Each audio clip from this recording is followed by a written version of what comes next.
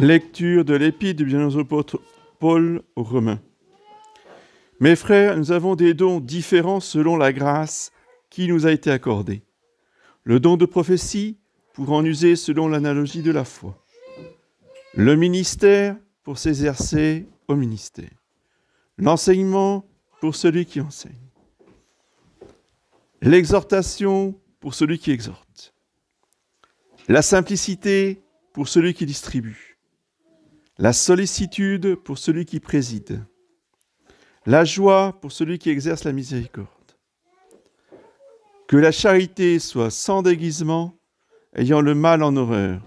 Attachez-vous fortement au bien. Aimez-vous mutuellement d'une affection fraternelle et prévenez-vous par des égards réciproques. Ayez du zèle et non de la paresse. Soyez fervents d'esprit, servez le Seigneur. Soyez joyeux dans l'attente et patients dans l'affliction, persévérants dans la prière. Prenez part aux nécessités des saints, exercez l'hospitalité avec empressement. Bénissez ceux qui vous persécutent, bénissez et ne maudissez pas. Réjouissez-vous avec ceux qui se réjouissent, pleurez avec ceux qui pleurent. Ayez les mêmes sentiments les uns pour les autres. N'aspirez pas à ce qui est élevé, mais accommodez-vous de ce qui est plus humble. Suite du Saint Évangile selon saint Jean. En ce temps-là, il se fit des noces à Cana, en Galilée, et la mère de Jésus y était.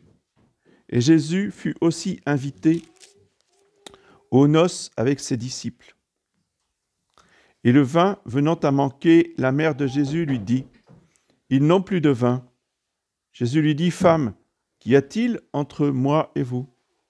Mon heure n'est pas encore venue. » Sa mère dit au serviteur : « Faites tout ce qu'il vous dira. » Or, il y avait là 6 urnes de pierre pour servir aux purifications des Juifs, contenant chacune 2 ou 3 mesures. Jésus leur dit : « Remplissez d'eau ces urnes. » Et ils les remplirent jusqu'au bord. Alors Jésus leur dit : « Puisez maintenant et portez-en au maître d'autel. » Ils lui emportèrent. Dès que le maître d'autel eut goûté l'eau changée en vin, ne sachant d'où venait ce vin, quoique les serviteurs qui avaient puisé l'eau le sussent bien, il appela l'époux et lui dit : « Tout homme sert d'abord le bon vin. Puis, après qu'on a beaucoup bu, il en sert du moins bon. Mais toi, tu as réservé le bon vin jusqu'à maintenant. » Jésus fit là le premier de ses miracles, à Cana, en Galilée. Et il manifesta sa gloire, et ses disciples crurent en lui.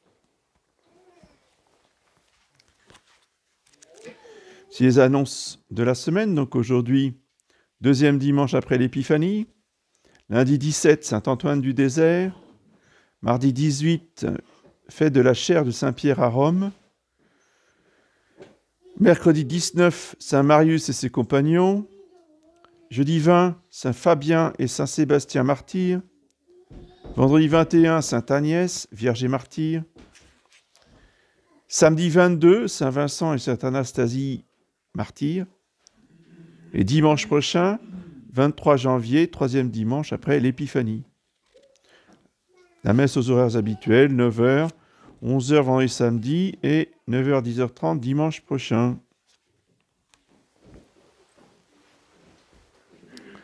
Au nom du Père et du Fils et du Saint-Esprit, ainsi soit-il. Mes bien chers frères, la liturgie de ces dimanches après l'Épiphanie nous propose à méditer, à contempler le mystère des noces de Cana. Pourquoi les noces de Cana ? On est encore dans la crèche et il faut méditer Cana. Parce que l'Église veut que nous méditions non pas seulement l'Épiphanie, mais les épiphanies. Comme tout ce que fait Dieu, ça marche par 3. Il n'y a pas une épiphanie, il y a 3 épiphanies. C'est pour ça que le jour de la fête de l'Épiphanie, le 6 janvier, dans l'Antienne Magnificat, eh bien, la liturgie chante l'Épiphanie Donc de l'enfant Jésus face au roi mage, qui se manifeste au roi mage. Ensuite, dans l'octave de l'Épiphanie, c'est le baptême de notre Seigneur Jésus-Christ, dans lequel notre Seigneur Jésus-Christ va se manifester pour la première fois en tant que Fils de Dieu, avec la colombe qui va arriver sur sa tête, et la voix de Dieu le Père qui dit « Celui-ci est mon Fils bien-aimé ». La manifestation de la filiation divine de Jésus par Dieu le Père. Deuxième manifestation. Et enfin, troisième manifestation, pour la première fois, il va se manifester aux disciples comme ayant la puissance de faire des miracles. Il n'avait jamais fait de miracle avant. D'où la conclusion de l'Évangile. Il manifesta sa gloire et ses disciples crurent en lui. Troisième manifestation, troisième épiphanie, les noces de Cana.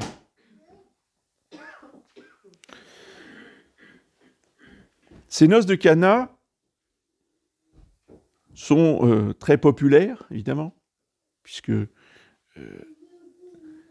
à juste titre d'ailleurs, et cet évangile marque, voyez, l'esprit catholique.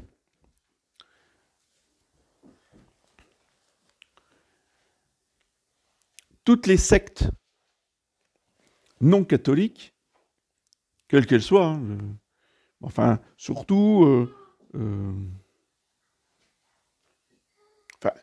des sectes qui partent dans les excès, je pense à tous les gnostiques, en particulier, mais pas que, les puritains aussi, en protestants, qui accusent les catholiques justement de favoriser les gens à boire du vin. Espèce de campagne anti-vin, d'ailleurs qui revient, c'est très actualité. Hein. Vous savez que les vignerons ont mauvaise presse en ce moment, sans jeu de mots, et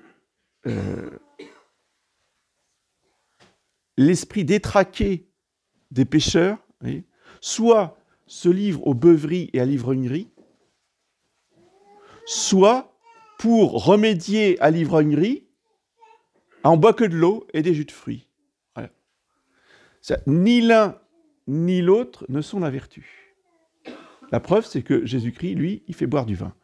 Et pas n'importe lequel, puisque le meilleur des vins, c'est de la piquette à côté de celui que lui, il fait. C'est évident. Un vin miraculeux est absolument délicieux. Vous voyez comment est notre Seigneur. Il n'a pas dit, bon, je vais leur faire du vin quand même, bon, allez, dans ma grande bonté, on va leur donner du vin, mais attention, il faut qu'ils fassent pénitence, hein. On va leur donner un vin qui n'est pas trop bon goût. Il faut qu'ils mortifient leur goût. Non, Jésus-Christ n'est pas comme ça. Quand il offre du vin aux hommes, et ils n'ont jamais goûté un vin aussi bon. D'accord ? Alors qu'on arrête de nous dire jamais de vin. Attendez, il y a même une secte gnostique, c'était au IVe siècle, je crois, si mes souvenirs sont bons, autour de cette période-là, au début de l'Église. Ils appelaient les ophites. Alors ils ont été très loin dans la haine du vin. Ils ont supprimé le vin de la messe. Ils disaient la messe avec que de l'eau. On les appelait les aquariens.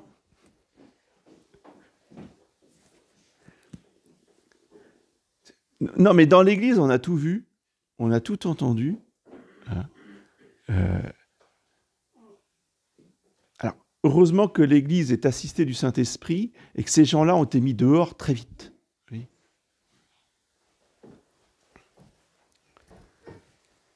Donc, toujours évidemment avec modération, dans un juste milieu,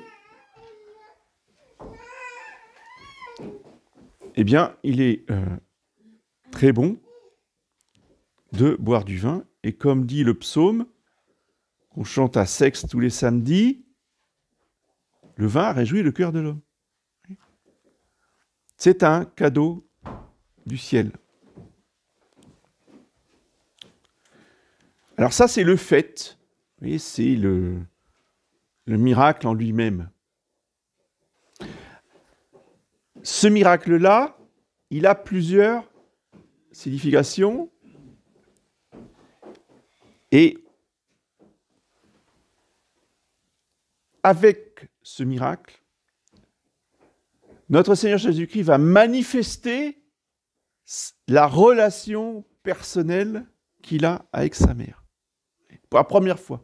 C'est-à-dire qu'il fonde son ministère public, sa prédication publique, en révélant aux hommes qui n'ont strictement rien compris. Ils ont entendu, mais ils n'ont pas compris. Il révèle, il manifeste sa relation personnelle avec sa mère, qu'il va développer pendant toute sa vie terrestre jusqu'à son ascension. La première signification du miracle, c'est que par la parole de Jésus-Christ, il peut transformer de l'eau en vin. Dans le cadre de noces, d'un mariage, pour annoncer un autre repas de noces dans lequel il va transformer non pas l'eau en vin, mais dans lequel il va transformer le vin en son sang. Oui.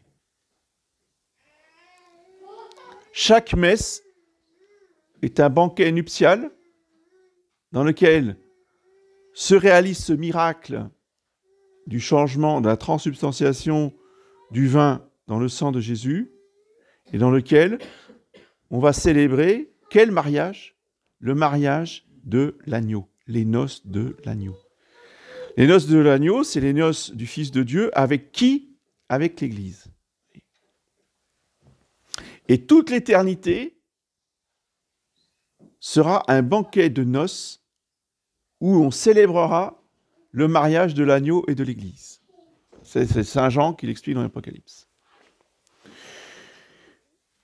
Donc vous voyez que le premier acte public, l'acte fondateur, voyez, de notre Seigneur Jésus-Christ, c'est une affirmation symbolique de ce que sera la messe jusqu'à la fin du monde et de ce que sera la messe d'une manière différente, évidemment. Il n'y aura plus de vin, il n'y aura plus d'eau au ciel, mais il y aura toujours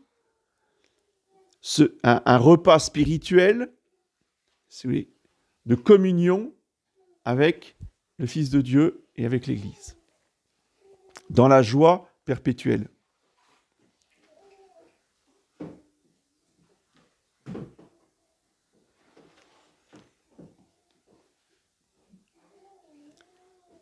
Et ces noces de notre Seigneur Jésus-Christ avec l'Église,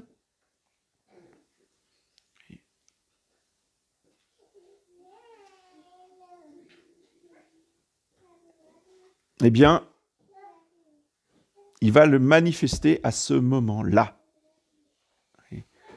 C'était le mariage de on ne sait qui. C'est pas dit. On ne sait pas qui se marie. C'est juste que c'est un banquet de noces. D'accord?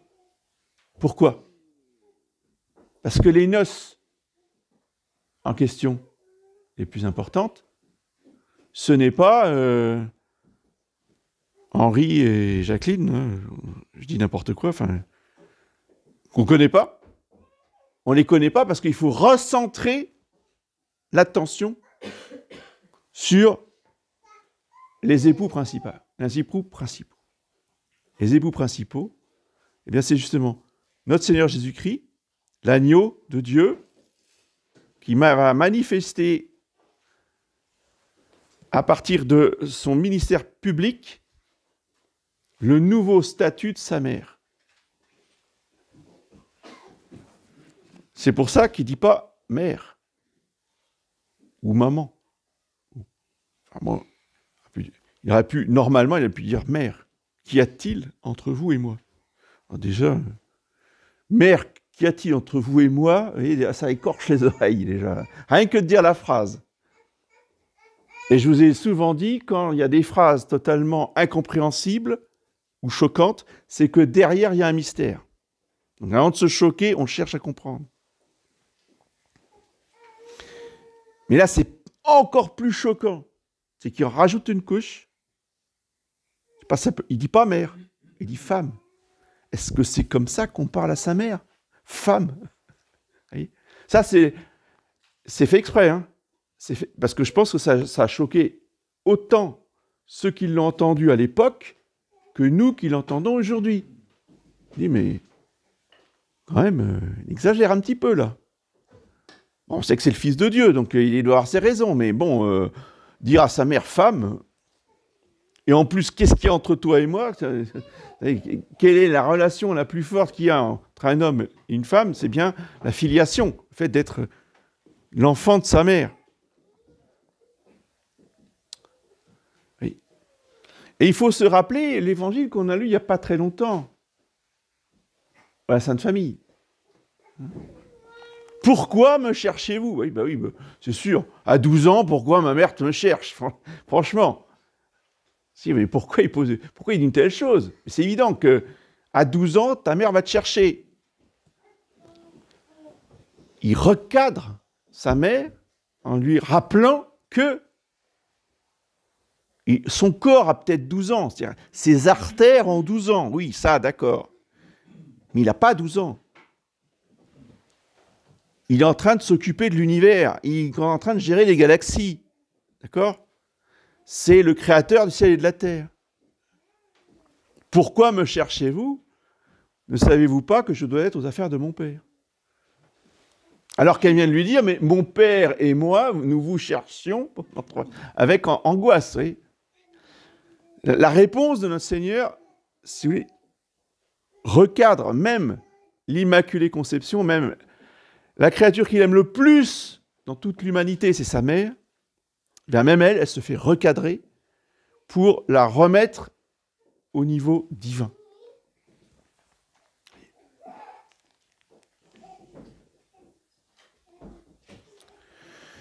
Donc, qu'est-ce que notre Seigneur Jésus-Christ a-t-il voulu dire en disant « Femme, qu'y a-t-il entre vous et moi ?» Pourquoi d'abord « femme » ?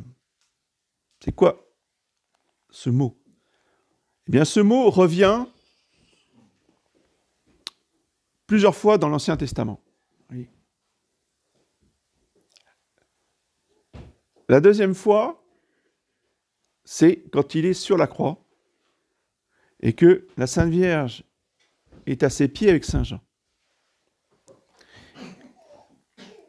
Et il dit à sa mère, pareil, « Femme, voici ton fils. » Et il dit à Saint Jean, « Fils, voici ta mère. » Alors, « Fils, voici ta mère », rien de particulier.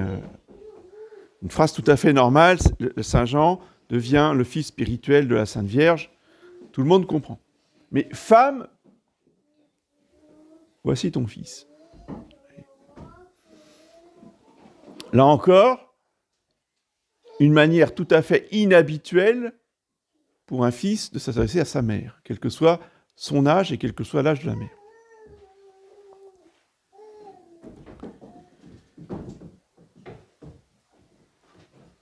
Et enfin, dans l'Apocalypse,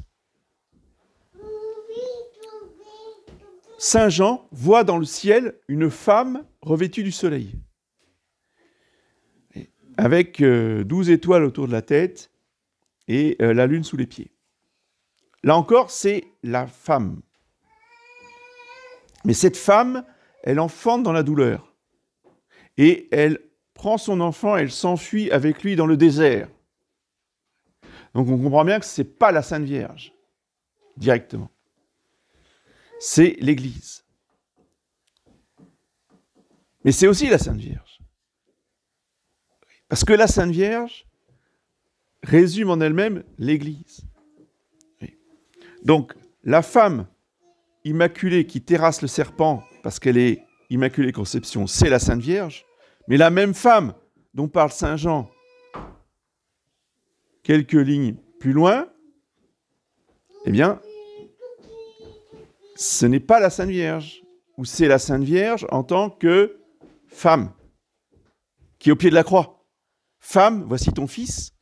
Et cette femme enfante dans la douleur, c'est pas un enfant, elle n'a pas enfanté Jésus dans la douleur. Elle a enfanté les chrétiens dans la douleur. Oui, c'est l'humanité qu'elle a enfanté dans la douleur de la co-rédemption. Et ça, c'est en tant que femme. C'est pas en tant que mère de Jésus.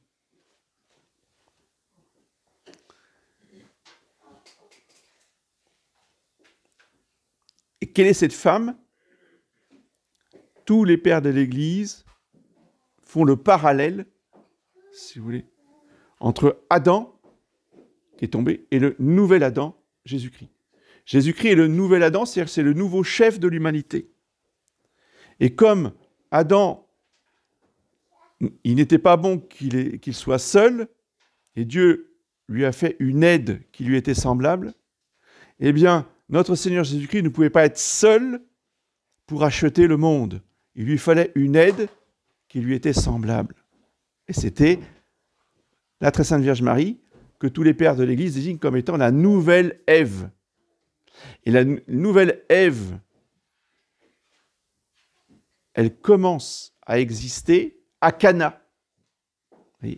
Et là, notre Seigneur Jésus-Christ va manifester à ses disciples et au monde que sa maman change de statut. Ce n'est plus sa mère. Ça reste toujours sa mère, évidemment, mais elle a un nouveau statut, c'est d'être la femme avec F majuscule, c'est-à-dire celle qui est la co-rédemptrice, celle qui va racheter le monde avec lui, qui va porter la croix avec lui, qui va souffrir la passion avec lui, qui va aller jusqu'au bout de la douleur de l'inhumation, jusqu'au tombeau. La très sainte Vierge Marie sera là. Et elle sera là en tant que femme, en tant que la nouvelle Ève, en tant que auxiliatrice, co-rédemptrice. Ce que je vous dis là, c'est la tradition.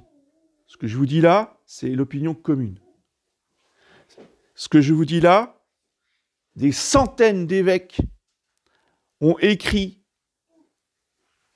à Roncalli, l'époque, pour lui demander de définir ces deux vérités traditionnelles, ces deux opinions théologiques, comme des dogmes catholiques de foi. Évidemment, Roncalli a refusé, Montigny derrière a fait la même chose. Pourquoi? Parce que ça allait choquer nos frères protestants. Donc, on ne définit pas ce dogme-là. Comme quoi, ils sont très importants, ces deux vérités sont très importantes, et ils seront certainement définis comme des dogmes, dans un avenir qu'on ne connaît pas encore, mais certainement que Notre-Dame et notre Seigneur feront en sorte qu'ils soient définis dogmatiquement.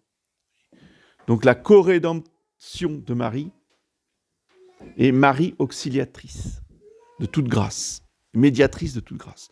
Auxiliatrice pour la rédemption, médiatrice pour la distribution. Voilà. Ce sont des vérités, si vous voulez, qui concernent la collaboration de Jésus-Christ, le nouvel Adam, avec la très sainte Vierge Marie, la nouvelle Ève. Voilà. Alors après, la suite de la question, qu'y a-t-il entre vous et moi? Une fois qu'on a compris à qui il s'adresse, bien, on comprend qu'entre Jésus et Marie, il y a tout. Et tout, c'est tout. C'est tout comme aucun être humain ne partage tout. Ça veut dire quoi? Quels sont les êtres humains qui partagent le plus? Ce sont les jumeaux. Jumeaux de même sexe, etc. Enfin, tous les jumeaux ne sont pas au même degré, mais considérons les jumeaux qui ont le maximum de ressemblance. Oui. Malgré tout, il y a des différences. Parce qu'ils ont dans leur code génétique, il n'est pas absolument identique.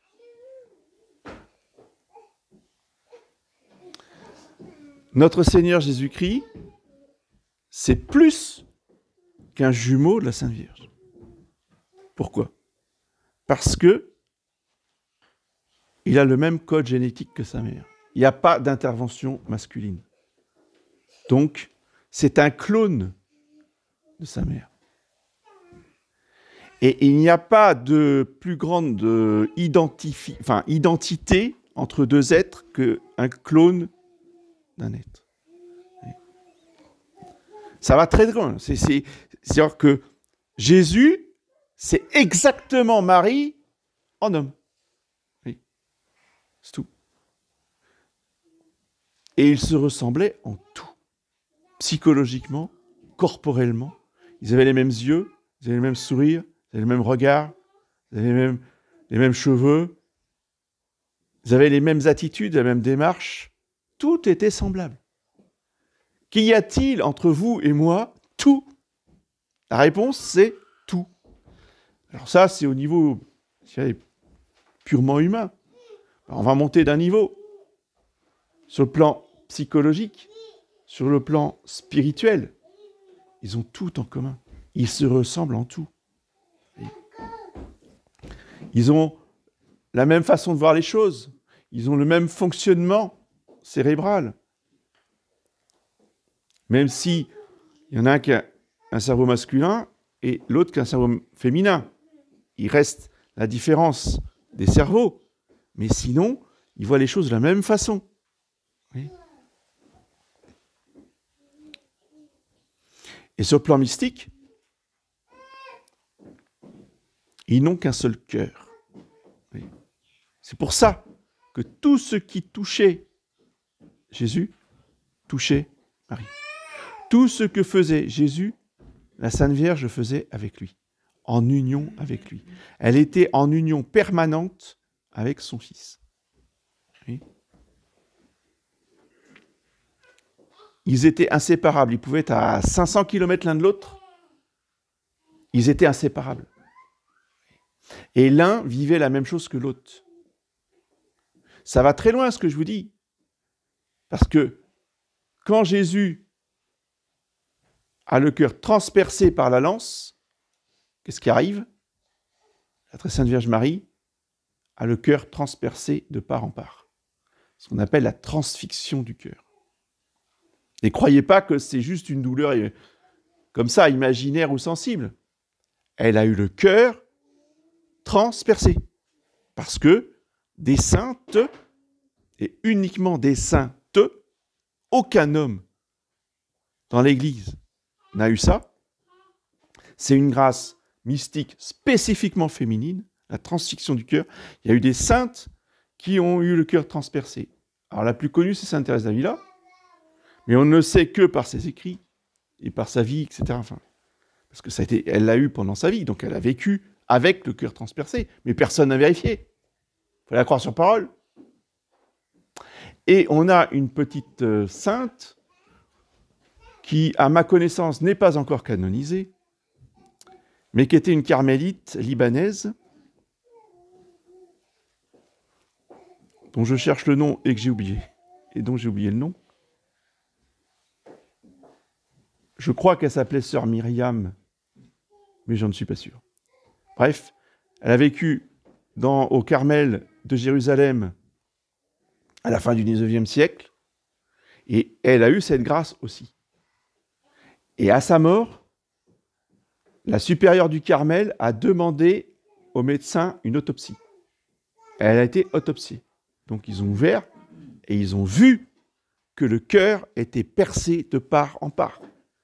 Donc, ce n'était pas simplement dans l'imagination ou une sensation, c'est que véritablement, elle a eu le cœur transpercé et elle a pu vivre des années et des années avec un cœur transpercé, comme Sainte Thérèse d'Avila. D'accord.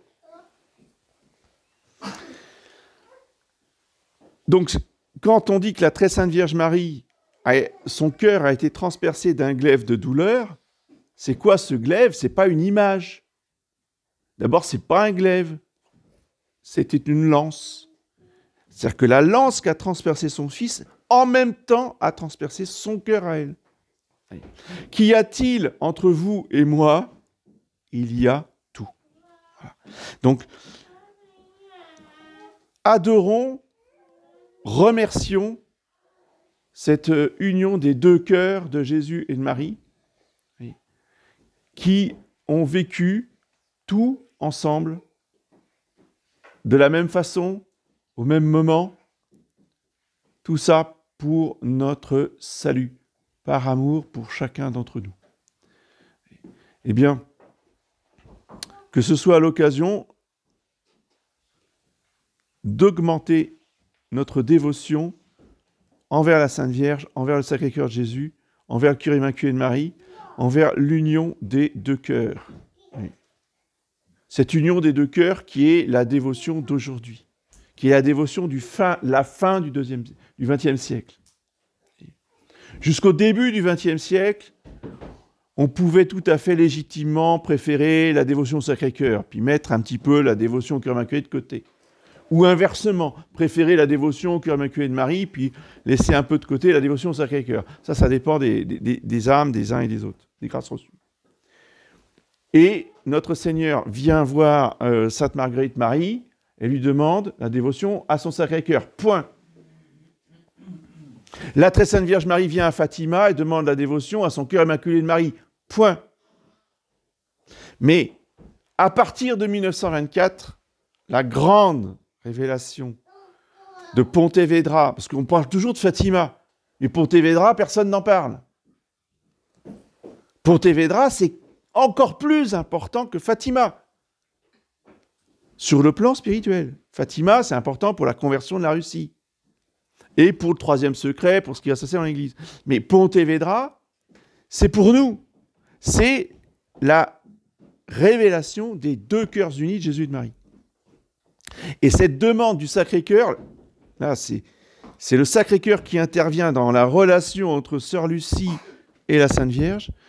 C'est le Sacré-Cœur qui vient et qui demande à Sœur Lucie que désormais, on ait la dévotion envers les deux cœurs unis et pas simplement la dévotion au cœur immaculé de Marie. Et de l'autre côté, au niveau des révélations du Sacré-Cœur à Loublande, vous avez le même processus. Donc là, c'était une relation entre Claire Ferchaud et le Sacré-Cœur.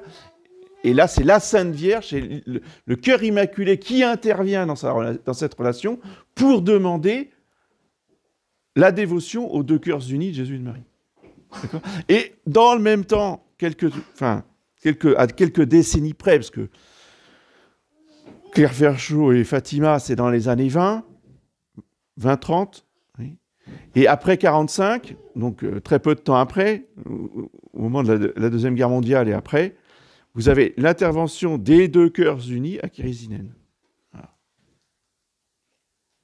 Donc, c'est d'une logique, d'une progression, d'une pédagogie sans faille. Vous pouvez tourner les choses dans tous les sens, il n'y a pas de défaut, il n'y a pas de contradiction, c'est parfaitement harmonieux.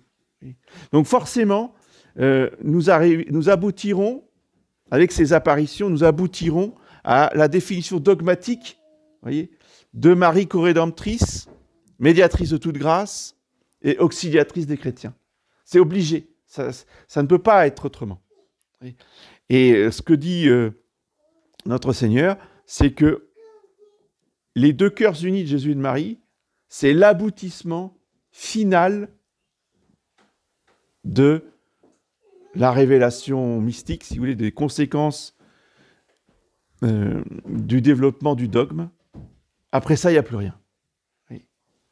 C'est ce qu'il a voulu dire à Sœur Lucie quand il lui dit la dévotion au cœur immaculé de ma mère est le dernier moyen de salut donné au monde et il n'y en aura pas d'autre. S'il n'y en a pas d'autre, ça veut dire que c'est terminé. Il n'y a plus rien à découvrir. Il n'y a plus d'autres vérités. C'est point final de la théologie mystique. Ce qui confirme tout le reste, c'est qu'on arrive bien à la fin. C'est pas parce que, mais c'est pas ça, pour ça que ça arrivera demain matin. Mais il n'empêche que on arrive dans les derniers temps où notre Seigneur et le Saint-Esprit vont révéler les dernières vérités. Ce qu'explique aussi Saint Louis-Marie Grillon de Montfort, lorsqu'il explique que sur la fin du monde, la très sainte Vierge Marie sera révélée pleinement au monde. C'est-à-dire que jusqu'à maintenant, dit-il, on ne la connaît pas, on la connaît très mal, et juste avant que notre Seigneur arrive, elle se révélera totalement aux hommes, parce que notre Seigneur doit venir la deuxième fois, dans son deuxième avènement, par Marie, comme il est venu lors de son premier avènement par Marie. Donc c'est la très sainte Vierge Marie, c'est-à-dire c'est les deux cœurs unis de Jésus et Marie, qui doivent préparer les chrétiens au retour de notre Seigneur au jugement dernier. C'est ça que ça veut dire. Voilà. Donc là, vous avez le développement complet de la signification de ces noces de Cana. De cette manifestation, de cette épiphanie des deux cœurs unis de Jésus et de Marie. Dans cette petite phrase, « Femme, qu'y a-t-il entre vous et moi ?» Tout était contenu. Au nom du Père et du Fils.